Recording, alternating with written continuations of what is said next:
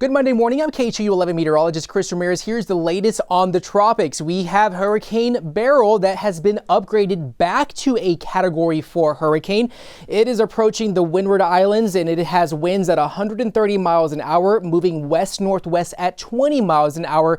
We had a little bit of a subtle disappearance of that eye, but now you're able to see that eye wall replacement occur as it starts approaching those Windward Islands. So folks that are in that location are expecting to be dealing with some sustained 130 mile an hour winds in the next few hours. So as we look at the latest track of Beryl, it is expected to track across the Caribbean just south of Jamaica, south of Puerto Rico, and eventually making landfall as a Category 2 hurricane in the Yucatan Peninsula. So what happens after it makes its landfall of the Yucatan Peninsula? It might end up in the Bay of Campeche as a tropical storm. So something that we're going to have to keep an eye on here in Houston as we are looking at the latest models. The latest models are in agreement that this system is going to be tracking off towards Central America, southern Mexico. So we are expecting this high pressure system to start diminishing off towards the southeast. This is why we've been dealing with this very hot and humid pattern here for the past few days. So as you look at the American model,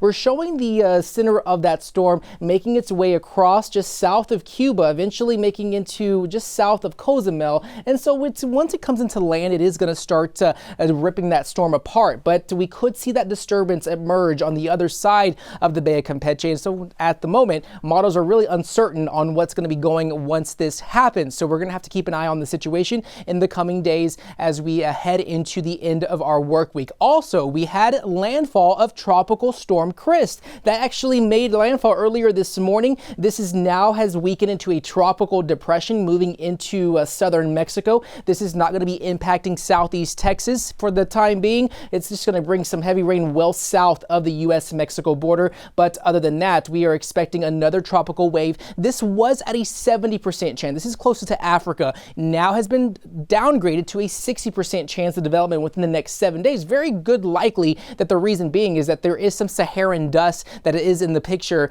and that is going to be weakening that system as it continues to track off towards the west. But for us here across the Houston area, we are expecting those high temps in the 90s. It's going to be mostly just hot and humid with triple-digit heat indices. And those feels like temps ranging between 108 to 110, especially as we approach the 4th of July. But we are expecting each and every day to have just a little bit of a chance of a shower or two.